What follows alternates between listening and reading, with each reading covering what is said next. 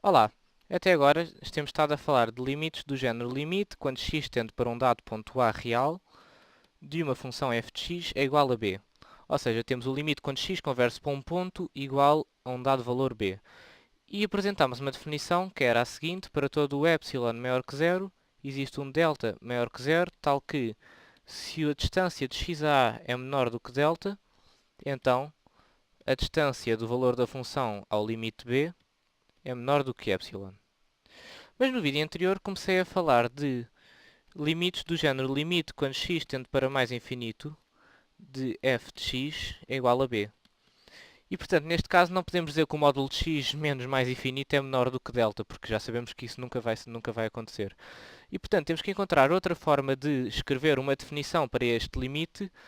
E portanto, neste momento o que vamos fazer primeiro, o nosso primeiro passo será modificar o que está aqui. O que é que significa isto? Significa então, se tivermos uma reta dos reais e aqui o ponto A, significa que x está dentro deste intervalo em que aqui temos A menos delta e aqui temos A mais delta. Mas de facto este intervalo é aquilo que se chama vizinhança de raio delta em torno do ponto A. Ou seja, o conjunto que vai desde A menos delta até A mais delta. E portanto, em vez de dizermos nesta definição de limite que o módulo de x menos a é menor que delta, podemos dizer que x pertence à vizinhança de raio delta em torno do ponto A. E de facto, o efeito é o mesmo, ou seja, à medida que vamos reduzindo delta, x é obrigado a estar no intervalo cada vez mais pequenino. Então vamos passar a definir este limite e já podemos então, com esta definição de vizinhança, escrever algo do género. Para todo o epsilon maior que zero, existe um delta maior que zero, tal que se x pertence à vizinhança de raio delta em torno de mais infinito, então o módulo de f de x menos b é menor do que epsilon. Falta só percebermos o que é que significa então esta vizinhança de raio delta em torno de mais infinito. E eu digo-vos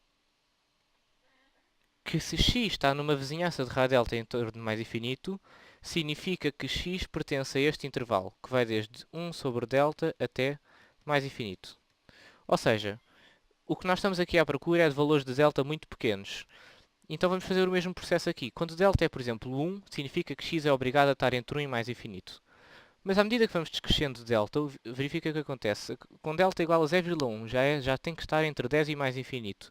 Com delta igual a 0,01 está entre 100 e mais infinito. Com delta igual a 0,00001, x é obrigado a estar entre milhões, milhões, milhões e mais infinito. Portanto, estamos a arranjar um intervalo cada vez mais pequeno onde x é obrigado a estar. E portanto podemos escrever a definição desta forma. Mas por outro lado, se pensarmos, isto é a mesma coisa que dizer que x é obrigado a ser muito grande. E então apresento-vos outra maneira de definir este limite, em que aquilo que acontece é dizermos que para todo o epsilon maior que zero, existe um número muito grande qualquer que chamamos L, tal que então que se x é maior do que este número L, obrigatoriamente o módulo de f de x menos b é menor do que epsilon. Vamos então agora fazer o caso em que x tende para menos infinito. Neste caso, queremos que x pertença a uma vizinhança de raio delta em torno de menos infinito, ou seja, que x pertence ao intervalo que vai desde menos infinito até menos 1 sobre delta. E o efeito é o mesmo. Quando delta é igual a 1, por exemplo, isto está entre menos infinito e menos 1. Quando delta é igual a 0,1, está entre menos infinito e menos 10. Quando delta é muito, muito, muito pequenino, o x está entre menos infinito e um número muito negativo. E portanto aqui, em vez de escrevermos x maior que L, escrevemos x menor do que menos L, porque L continua a ser um número positivo. Assim já temos estes limites bem definidos. Falta-nos agora passar a outro tipo de limites, que eu também falei no vídeo anterior, no que dizia respeito às interminações, e que são limites da forma limite quando x tende para a de f de x igual a mais infinito. No exemplo de cima, o problema era o facto de x estar a aproximar, não de um ponto, mas sim a aproximar-se mais infinito. Mas o valor do limite continuava a ser b. Neste caso, o problema já não é o x estar a aproximar-se mais infinito, o x continua a uma distância menor que delta do ponto A. O nosso problema é então o valor do limite que está aqui, que é mais infinito. Então, a maneira como vamos ultrapassar isto é dizer que vamos dizer que em vez de existir um epsilon, que é um valor muito pequeno que controla a distância de f de x a b, neste caso dizemos que para todo o L maior que 0, existe um delta maior que 0, tal que então se x menos a é menor do que delta, então f de x tem que ser maior do que este L.